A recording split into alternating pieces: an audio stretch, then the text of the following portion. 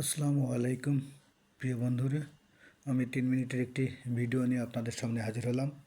আজকের এই ভিডিওতে আমি আপনাদের সামনে তুলে ধরব মানুষ সৃষ্ট স্থানে তাকে দাফন করা হয়, অর্থাৎ যে ব্যক্তির যেখানে দাফন করা হয় সেই জায়গাতে তার ইঙ্গিত থাকে।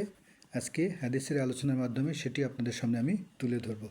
হযরত আবু সাঈদ খুদরি রাদিয়াল্লাহু থেকে বর্ণিত আছে, নবী করিম সাল্লাল্লাহু আলাইহি ওয়াসাল্লাম মদিনা শরীফের কোনো একদিকে রওনা হলেন। একদল লোককে দেখলেন তারা কবর খনন করছে।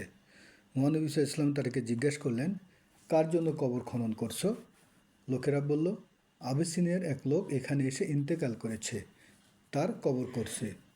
রাসূল সাল্লাল্লাহু আলাইহি ওয়াসাল্লাম বললেন, লা ইলাহা ইল্লাল্লাহ, এই মাটি তাকে এখানে টেনে এনেছে যে মাটি হইতে তাকে সৃষ্টি করা হয়েছে।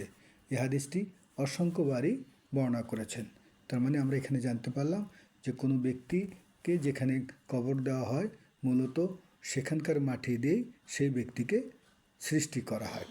হযরত হেলাল ইবনে ইয়াসিফ রাদিয়াল্লাহু বলেন, যত লোক জন্মগ্রহণ করে তাদের সবার নাভিতে ওই স্থানের মাটি থাকে যে স্থানে তাকে মৃত্যুর পর দাফন করা হবে।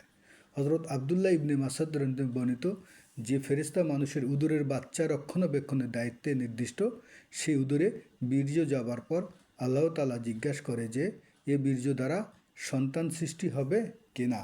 যদি হুকুম হয় যে সৃষ্টি হবে, তবে সে পুনরায় জিজ্ঞাসা করে, হে প্রভু, তার খাবার কি পরিমাণ হবে, সে কোন স্থানে দাফন করা হবে, তার বয়স কত হবে, তার কাজ কীরূপ হবে। আল্লাহ তাআলা তখন বলেন, তুমি লাহ মাহফুজে দেখো। ফেরেশতা লাহ মাহফুজে চেয়ে দেখে যে ওই বাচ্চার খাবার, জমিনের উপরে চলাফেরা, বয়স, কাজ সবই লেখা আছে। এরপর ওই ফেরেশতা ওই জমিন থেকে কিছু মাটি নেয় যে জমিনে এ বাচ্চাকে কবর দেওয়া হবে, আর তারপর ওই মাটি বীজের সাথে মিশে বাচ্চার আকৃতি তৈরি হয়। এ মর্মে আল্লাহ তাআলা ঘোষণা দেন, আমি এ মাটি থেকেই তোমাদেরকে সৃষ্টি করেছি, এতেই তোমাদেরকে ফিরিয়ে আনব। সূরা তাহা আয়াত 55। হযরত আবদুল্লাহ ইবনে মাসউদ রাদিয়াল্লাহু অপর এক বর্ণনায় উল্লেখ করেন, যখন নির্দেশ হয় যে ওই বীর্যের সন্তান ভূমিষ্ঠ হবে, তখন ফেরেশতা জিজ্ঞেস করেন, ছেলে হবে না মেয়ে হবে, নেককার হবে না বদকার হবে, তার বয়স কত হবে, সে কোথায় কোথায় ভ্রমণ করবে, তার খাবার কি পরিমাণ হবে, কোন জমিনে সে মৃত্যুবরণ করবে। এরপর হুকুম হয়, তুমি লৌহ মাহফুজে দেখো, সেখান থেকে এই বীর্যের সম্পূর্ণ অবস্থা অবগত হওয়া যাবে।